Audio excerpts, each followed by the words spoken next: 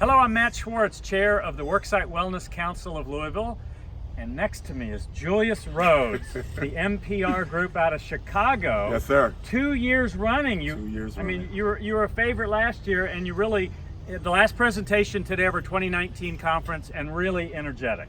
Thank you. So thank you for bringing that. You're welcome. You're welcome. Thanks Now, for having me again. You're very welcome. So your topic really was on water and how it relates to leadership. Yes. And one of the elements. Right. So give me the 30,000, the overview. Why? Why water? When we talked about the conference, elements of wellness, and we talked about the different cycles, fire, earth, wind, water fit in that perfectly, especially with this setting that we're here at the Gins with the water in the background. And it's essential for everything we do. So when you equate water to leadership, which is an essential factor in organizations, and not just the leadership traits or competencies you need, but how you do those consistently to become the leader that you're capable of being, it fits right in with the theme of essential nature of water. Well, and you gave, I mean, really, I mean, I don't know how you came up with them all, but I'm not gonna take the trade secrets. But really, you came up with some different. I mean, you talked about, like, I'm just gonna pull one Sure. randomly out. So you talked about different states of water. Yes, absolutely.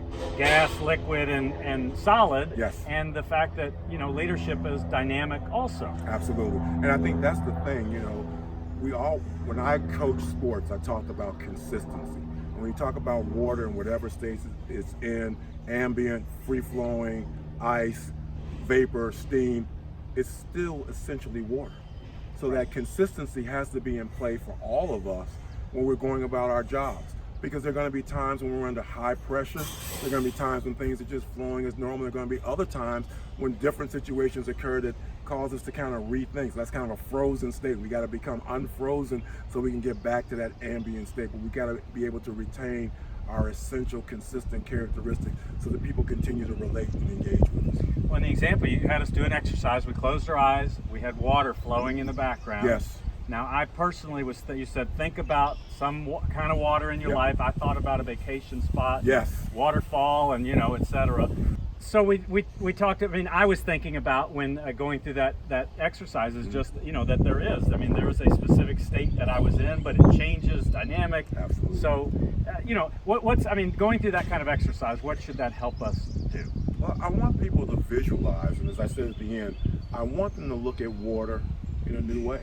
I mean, we oftentimes think about it at a vacation spot. We think about it in terms of drinking water. We think about it in terms of cleaning and bathing. But in all those things, there's that essential element. So now you've got a visual that when you look at it, and it's always present. I mean, in any office we're at, there's a water cooler. People have bottled water. We use it to hydrate. We hydrate. It's something that should be close to us at all times, and that should help reinforce the message of being a leader and the leadership traits that we have to display consistently in order to be the best that we can be. Now, you had a quote in there, Calvin Coolidge. Yes. That had a couple of levels, but in essence, it was persistency. Yes.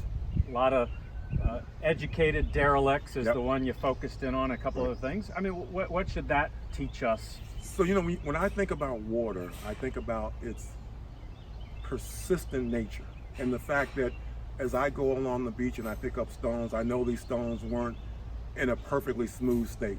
They were jagged, they were rough, but because of the persistent, consistent nature of water moving back and forth, it wears away the jagged stone.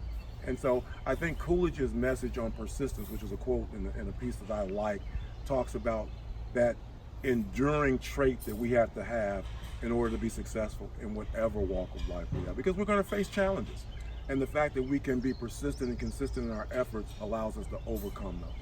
The other thing, and it's not the last thing, just another thing I heard that you talked about was, you talked about when you were a professor. Yes. And you had an issue with a student who didn't do so well, and you had got some pressure to change your grade, and the takeaway was really about just you got to find your own level and be true to yourself. Absolutely. And you have to understand what you're willing to accept, because we teach what we accept. And so if you can't be consistent in the way you present yourself, and there has to be some consistency between what you say and what you do, your mission, your vision, your values. Once you go back on that, you put yourself into a situation where people will always expect you to go back on it. So, once you give up that consistency, and I always say, you know, your values, no one can take them from you.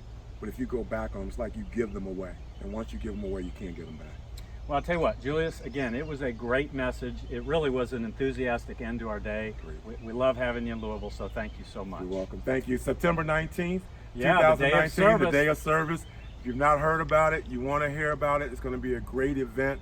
I look forward to coming back, and as I said to the team when they were here, next year, whether I'm speaking or not, I'll be here because this is a great event, and I think you all do a wonderful job. Thanks for having me 2 years in a row. I appreciate it. You're very welcome. Thank you, sir. Thank you all. Thank you.